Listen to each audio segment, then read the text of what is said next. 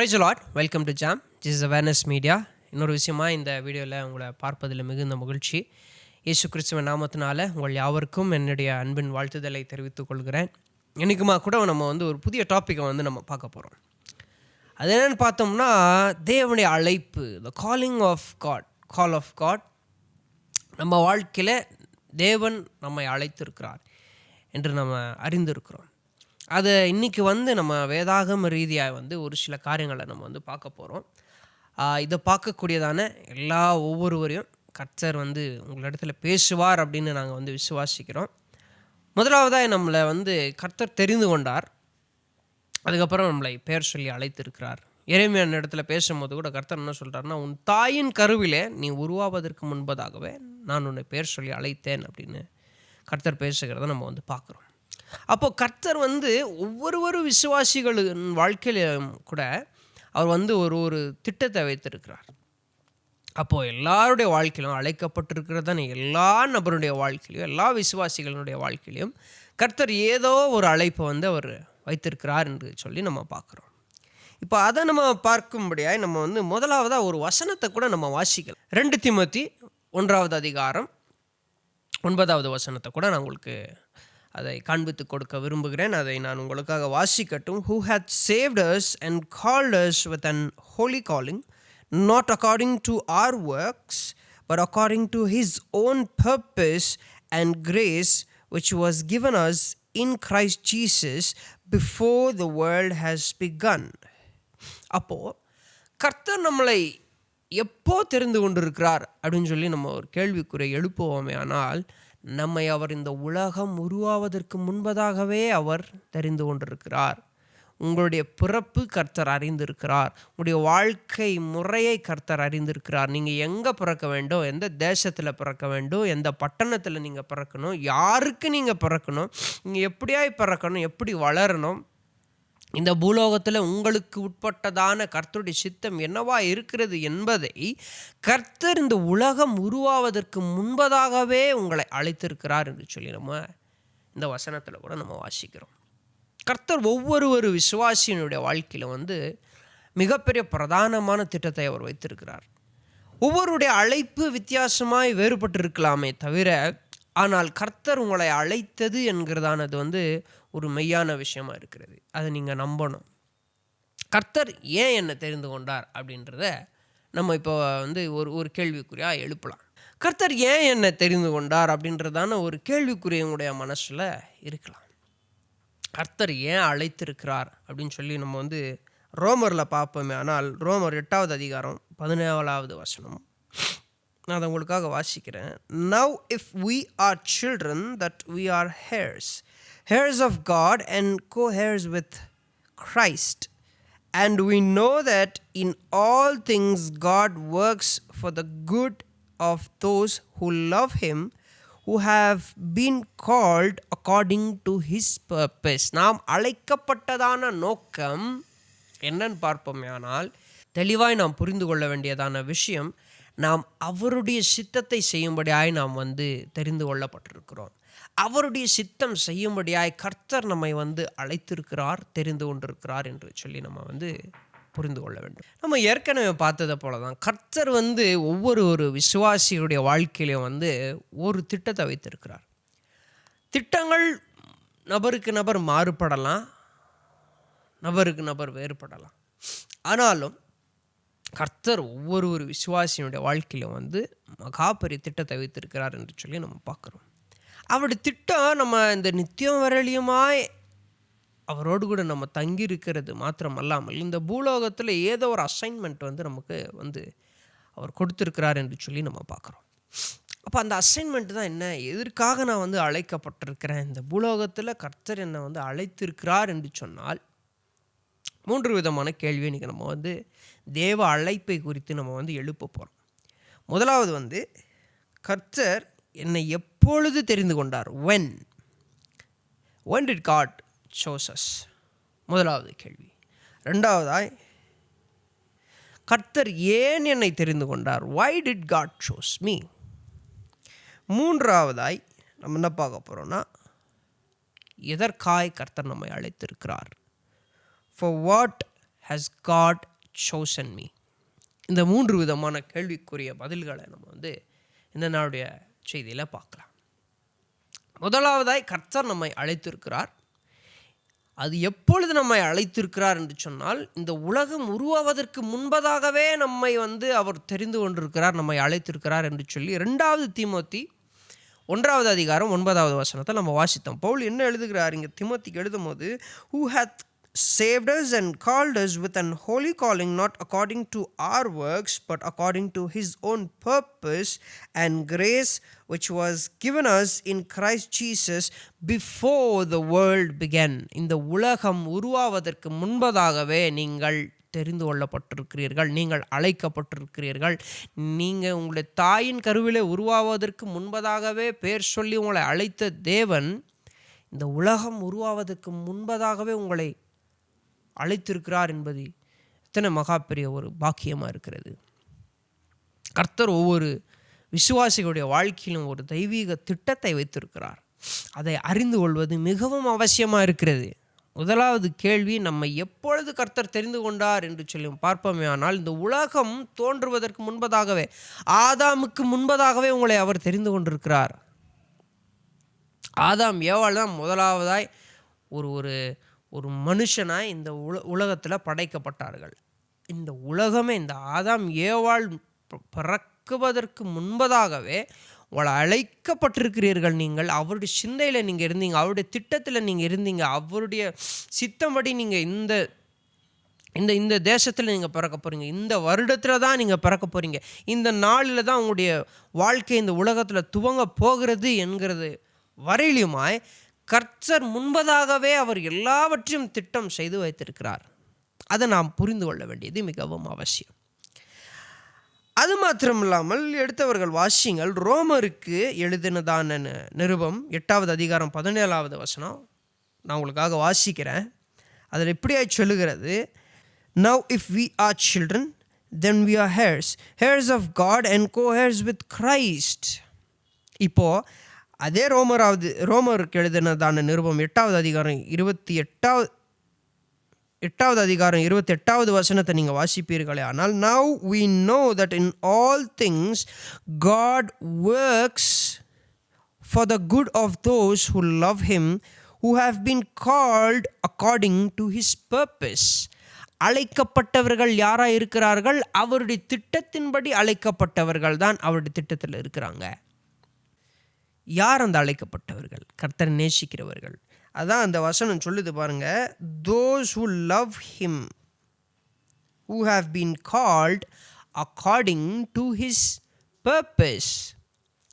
அப்போ கர்த்தரை நீங்கள் நேசிக்க போகிறீங்க, கர்த்தரை நீங்கள் ஏற்றுக்கொள்ள போகிறீங்க, ரட்சிக்கப்பட போகிறீங்க, கர்த்தர் உங்களை வேர்பிரிக்க போகிறார், நீங்கள் வந்து கர்த்தருடைய பிள்ளைகளாய் மாறப்போகிறீர்கள் என்பதானது இந்த உலகம் துவங்குவதற்கு முன்பதாகவே கர்த்தர் அறிந்திருக்கிறார், கர்த்தர் உங்களை அழைத்திருக்கிறார் என்று சொல்லி பார்க்குறோம். அப்போ எல்லா விதமான காரியமும் நமக்கு வந்து நன்மைக்கு ஏதுவாய் மாற்றப்போகிறதான கர்த்தரை நம்ம வந்து ஆராதித்து கொண்டிருக்கிறோம். கர்த்தர் நமக்கு நன்மை செய்யும்படி, அவருடைய சித்தத்தின்படி நமக்கு நன்மை செய்யும்படியாய், தீமையான காரியங்களை நன்மைக்கு ஏதுவாய் மாற்றுகிற கர்த்தர் நம்மை அழைத்திருக்கிறார் என்று சொல்லி இந்த ரோமருக்கு எழுதினாத நிருபத்தில் வந்து இந்த முதலாவது கேள்வி, நமக்குள்ளே இருக்கக்கூடியதான அந்த முதலாவது கேள்விக்குரிய பதிலை நம்ம வந்து இங்கே பார்க்குறோம்.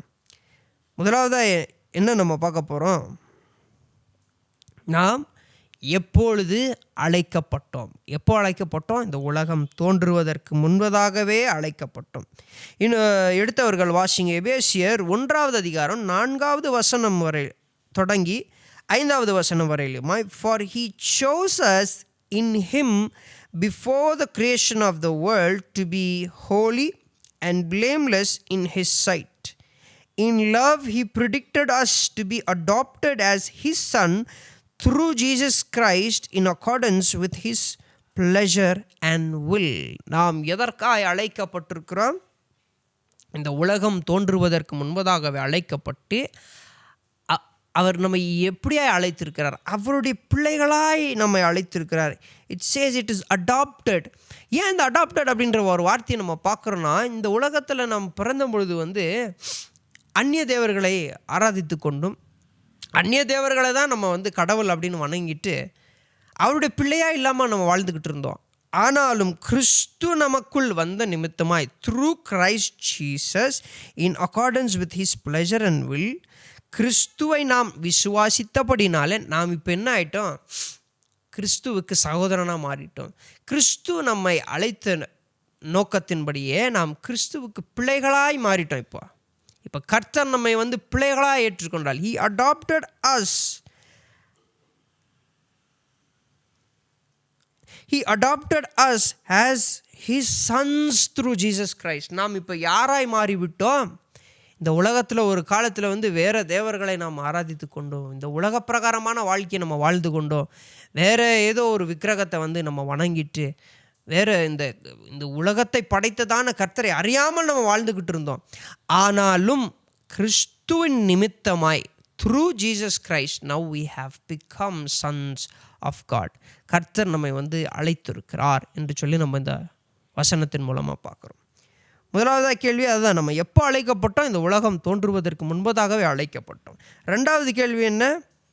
நாம் எதற்காய் அழைக்கப்பட்டோம்? why did God call us?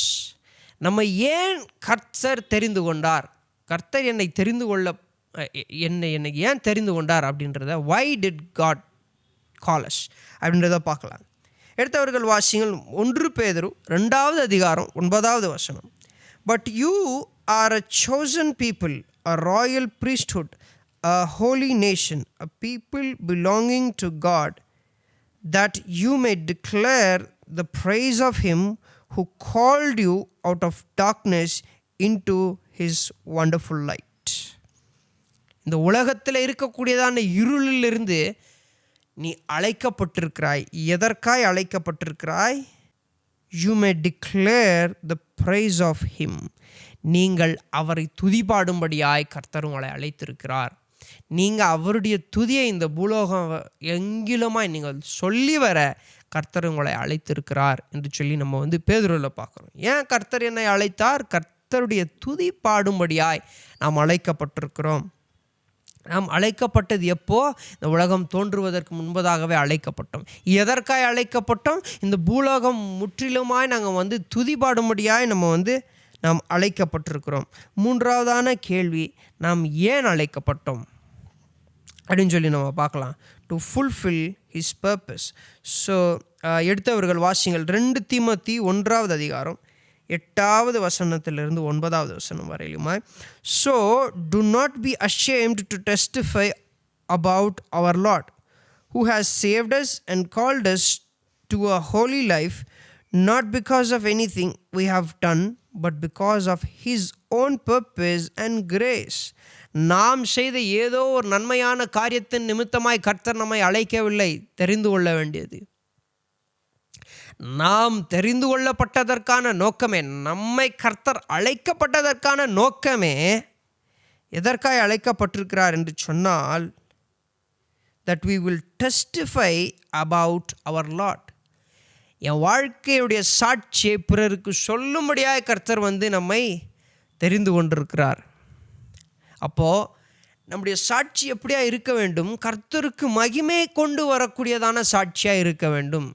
ஒரு காலத்தில் நான் இருளில் வாழ்ந்தேன், இன்றைக்கு நம் எதில் வாழும்படியாக நம்மை கர்த்தர் அழைத்திருக்கிறார். Into his wonderful light, you who called you out of the darkness into his wonderful light. அப்போது ஒரு காலத்தில் நான் இருளிலே வாழ்ந்த, இன்றைக்கு நான் அற்புதமான ஒளியில் நான் அழைக்கப்பட்டிருக்கிறேன். அற்புதமான ஒளியில் இருக்கும்படியாக கர்த்தர் என்னை அழைத்திருக்கிறார் என்று சொல்லி 1 பேதுரு 2வது அதிகாரம் 9வது வசனத்தில் நம்ம வாசிக்கிறோம். அப்போது நாம் அழைக்கப்பட்டதான நபர்கள் நாம் ஒளியிலே வாழ்வது மிகவும் அவசியமாக இருக்கிறதே தவிர, நாம் அழைக்கப்பட்டும் இருளிலே வாழ்வது நாம் அழைக்கப்பட்டதற்கான நோக்கத்தையே ஒரு வீணாய் மாற்றி விடுகிறது. What is your purpose when you are called and when you are saved? கர்த்தர் உன்னை இருளிலிருந்து கொண்டு ஒளியில் வைத்த பின்பும் கூட இன்னுமாய் அந்த இருளுக்குள்ளாய் போக நீ நினைப்பது தான் என்ன? அப்படி போகிறதன் மூலமாக யாருக்கு என்ன லாபம், என்ன பிரயோஜனம்? கர்த்தர் உன்னை இருளில் இருக்கும்படியாக அழைக்கவில்லை, உன்னை இந்த ஒளியில் இருக்கும்படியாக தான் கர்த்தர் உன்னை அழைத்திருக்கிறார். அப்போ எதற்காய் நம்மை கர்த்தர் அழைத்திருக்கிறார்? To fulfil his purpose. அவருடைய பர்பஸ் தான் என்ன? அவருடைய சித்தத்தின்படி. இந்த 3 விதமான வசனத்தை நீங்கள் வாசிக்கும் போதோ ஒரு விதமான காரியத்தை நீங்கள் தெளிவாக புரிந்து கொள்ளலாம். எல்லா வசனத்திலும் அவர் எழுதியிருக்கிறதானது அக்கார்டிங் டு ஹிஸ் பர்பஸ். நம்மை அவர் அழைத்ததற்கான நோக்கம் to fulfil his purpose, according to his purpose, according to his will. அவருடைய நோக்கம் தான் என்ன அப்படின்னு நம்ம பார்க்குற போது it says, do not be ashamed to testify about our Lord. அநேகருக்கு இன்றைக்கி நான் ஒரு கிறிஸ்தவன் சொல்லிக்கிறதே ஒரு அவமானமாக நினைக்கிறாங்க. Is a religious person. அவன் ரொம்ப ரொம்ப பக்திமான். வெளியே கூப்பிட்டாலாம் வரமாட்டான், பார்ட்டிக்கெல்லாம் கூப்பிட்டாக்க அவர் வரமாட்டார், அவன்லாம் ரொம்ப ஒட்டாதும், அவனை நம்ம சேர்க்கக்கூடாது அப்படின்னு நம்மளை அவமானப்படுத்துகிற மாதிரி இந்த உலகம் பேசினாலும் வசனம் என்ன சொல்லுகிறது பாருங்கள். To not B ashamed. நீங்கள் வெட்கப்பட்டு போகாதீங்க. நீங்கள் சரியான பாதையில் இருக்கிறீங்க.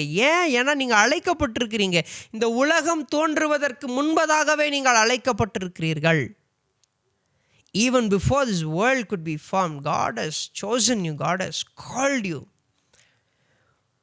to declare His praises throughout the world. Not to be ashamed to testify that Christ lives inside of you.